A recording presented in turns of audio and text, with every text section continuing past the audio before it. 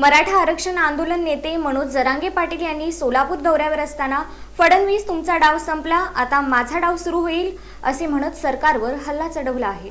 सत्तेचा गैरवापर करून मराठ्यांची कुणबी प्रमाणपत्रे जाणीवपूर्वक रद्द केली जात आहेत। फडणवीसांचे आता सर्व डाव संपले असून आता माझा डाव सुरू होईल असा इशारा मराठा आरक्षण आंदोलनाचे नेते मनोज जरांगे पाटील यांनी सोलापुरात दिला। आपल्या कडक शब्दात त्यांनी सरकारवर हल्लाबोल केला।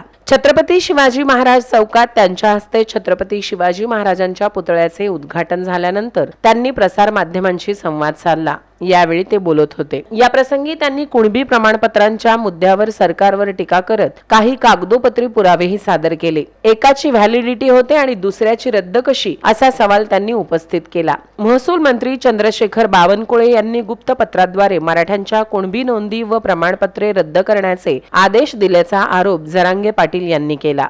फडणवीसांच्या सांगण्यावरून आणि बावनकुळेंच्या माध्यमातून हे सर्व सुरू आहे। शिंदे समितीने मूळ नोंदी शोधून काढल्या असताना त्या रद्द कशा केल्या जात आहेत? मराठ्यांच्या लेकरा बाळांचे वाटोळे करण्याचा हा डाव उधळून लावू असे ते म्हणाले।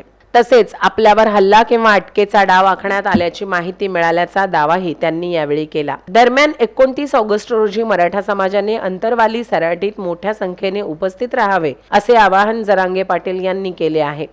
इथं मी झुंज देतोय मराठ्यांच्या लेकरा बाळाच्या कल्याणासाठी। मी आतापर्यंत एकनाथ शिंदे साहेबाला बोलवलेला दाखवा। मुंबईने आल्यापासून 1 वर्ष होतं 29 ऑगस्टला आता फडणवीस साहेबांना एक शब्दाने दुखावलेला दाखवा। पण तुमचा मंत्री बावनकुळे जर पत्र देतोय आणि रद्द करा म्हणतोय ते फडणवीस साहेबाला कळत नाही का? मी काय चुकीचं बोलतो? भाजप शिवसेना राष्ट्रवादीतल्या मराठ्यांनी माझी चूक सांगा, मी काय चुकीचं बोलतोय? संजय शिरसाटांनी फोन करून रद्द करायला लावलं कुणबी प्रमाणपत्र, काय चूक बोललो? बोडके नावाच्या व्यक्तीच्या भावाची व्हॅलिडिटी झाली आणि बहिणीची रद्द केली, काय चुकीचं बोलतोय? मी ही झुंज कोणासाठी देतोय? सगळ्या पक्षातल्या मराठ्यांच्या लेकीबाळीचं लेकरा बाळांचं वाटोळं करायला लागले ते बोलतोय, काय चुकीचं बोलतोय? मी ते पत्र सुद्धा आणले तिथं, पण हे बघा काय बोडकेची व्हॅलिडिटी तिच्या भावाची, सख्या चुलत भावाची ही रद्द केली, बहिणीची रद्द करून टाकली, काय खोटं आहे? का मुळावर उठले फडणवीस त्या बावनकुळेच्या माध्यमातून? हे एकनाथ शिंदेच काय चुकीचं याच्यात? का राग येत नाही मराठ्याला?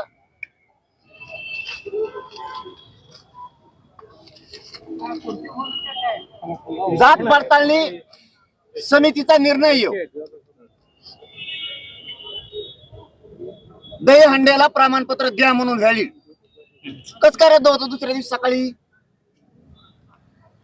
रद्द होतंय कसं? बावनकुळेचं पत्र कुठे ते? काय कधी मीडियाला खोटं बोललो?